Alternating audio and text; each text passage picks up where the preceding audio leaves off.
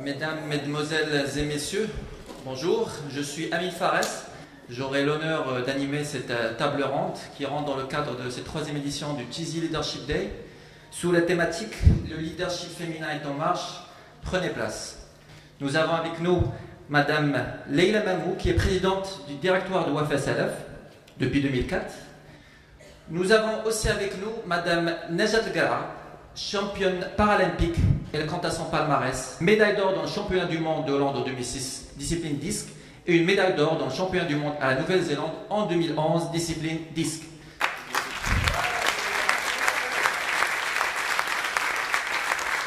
Et elle n'a que 33 ans.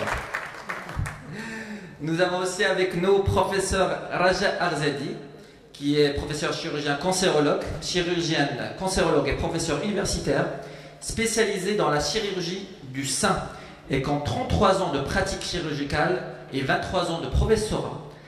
Et finalement, Madame Sabr Abou Ibrahimi, consultante en management et développement managérial avec une expertise en responsabilité sociale d'entreprise et en leadership. Diplômée de l'Université de Paris-Dauphine, elle a exercé pendant plusieurs années en France en tant que consultante formatrice avant de rentrer au Maroc. Justement, c'est à Madame Sabr Ibrahimi que je pose la première question. Madame Abou Ibrahimi, quels sont les signaux permettant de dire que le leadership féminin est en marche? C'est comment finalement traverser ces intempéries. Quand on est manager, c'est bien, on gère les choses, on gère des processus, mais quand on a des intempéries, c'est là où on a besoin vraiment de quelqu'un, je dirais, qui soit visionnaire, qui puisse fédérer, qui puisse gérer les hommes, qui ait cette capacité à mobiliser. Et donc le leadership, en fait, se mesure à la capacité, à cette capacité de pouvoir avoir une vision, de pouvoir mobiliser, de pouvoir fédérer. On ne peut pas être leader si on ne fait pas quelque chose pour les autres. Faire quelque chose uniquement pour soi, nous ne sommes pas leader. Le leader est celui qui fait des choses pour lui et pour les autres. C'est pas par hasard si Henry Ford aujourd'hui est cité comme un des leaders. Henry Ford, s'il est arrivé, c'est parce que dans sa vision du monde de l'entreprise, c'était la voiture pour tous. Steve Jobs, c'était un ordinateur pour tous. Aujourd'hui, tous ces gens-là qui sont arrivés, je ne parle pas de tous ces autres leaders que nous avons connus comme Randy, Abdel Nasser et autres, parce que ces gens-là, à la base, il y a un engagement et c'est je fais pour moi, mais également pour les autres. Alors pourquoi les femmes? Parce qu'aujourd'hui, on peut chiffrer, je dirais, l'absence des femmes au niveau de la gouvernance. Vous savez qu'il y a des études qui ont été faites, notamment par McKinsey, qui expliquent que s'il y avait eu plus de femmes dans le monde financier, s'il y avait eu plus de femmes au niveau de la gouvernance internationale, sans doute que les dégâts auraient été moins importants. Pourquoi? Parce que les femmes prennent des risques calculés. Elles sont beaucoup plus prudentes dans leurs engagements. Ce sont les derniers chiffres sur la parité homme-femme qui a été édité par le World Economic Forum, c'est ça? Et on explique effectivement qu'il y a une avancée qui a été faite, plus 4%. Sauf que si on se projette et que si on continue et que si on garde cette cadence-là, il va falloir 81 années pour arriver à la parité homme-femme. Voilà.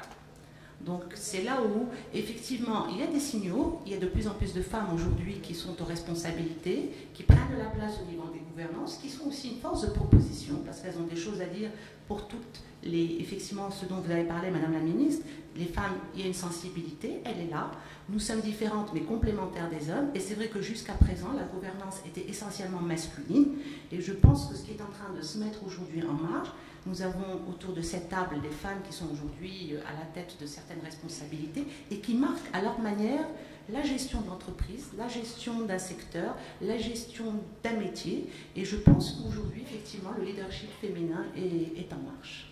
قبل ما نتكلموا على المسار المهني ديالكم واش تقدروا تكلموا على المسار الشخصي كيفاش مدام نجاة قرعه ولات لا شامبيون بارالمبيك ديال اوجوردي كيف ما كنشوفوا اليوم اصبحنا كنشوفوا النساء اصبحوا ناجحات في العديد من المجالات، وهذا كيشرف المراه المغربيه وكيشرفني انا كرياضيه. بديت كنمارس الرياضه الرياضه اللي كنبغيها بزاف. كنت كنتمنى انني نكون بطله. كنت كنشوف السيده نوال المتوكل، كنكون يا ريت انا نكون بطله مثل السيده نوال المتوكل. مارست اول رياضه اللي مارستها هي رياضه الكونغ فو شاولين، فنون الحرب. من بعد شفت ان رياضه فنون الحرب ما غاديش نمشي فيها، ما غاديش نكون بطله لان صعيبه بزاف باش كيشاركوا بها. مشيت مارست الجري مع جمعيه الفتح بالرباط. انا كنت كنعتبر راسي انسانه سويه ماشي انسانه معاقه، والحلم ديالي هو اللي كان دائما انني نكون بطله. شاركت مع الفتح، كنت كندير القفز على الحواجز، وحده كنقزها وحده كنتخشى تحتها.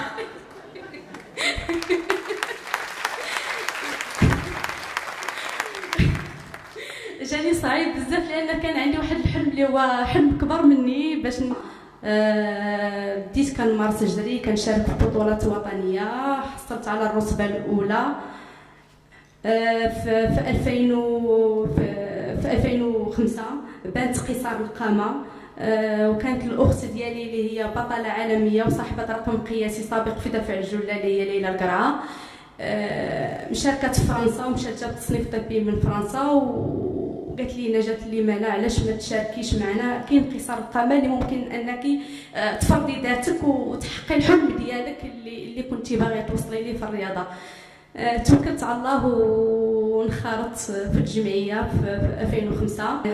كيقولوا كيفاش نجات غتمشي ومحال غدير شي حاجه صراحه، لان كان في الاول ما واضعينش فيه واحد الثقه كبيره. قلت لا نخليهم ما واضعين ديك الثقه، ولكن انا غنوريهم وغادي نفرض ذاتي ونحقق داكشي اللي بغيت نحقق للمغرب.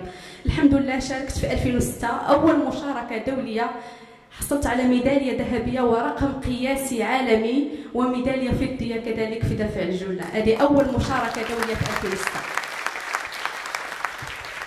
2008 شاركت في بكين، جبت ميداليه برونزيه للمغرب، جبتها وانا كنبكي لان كان عندي الحلم ديالي هو اني ارفع العالم الوطني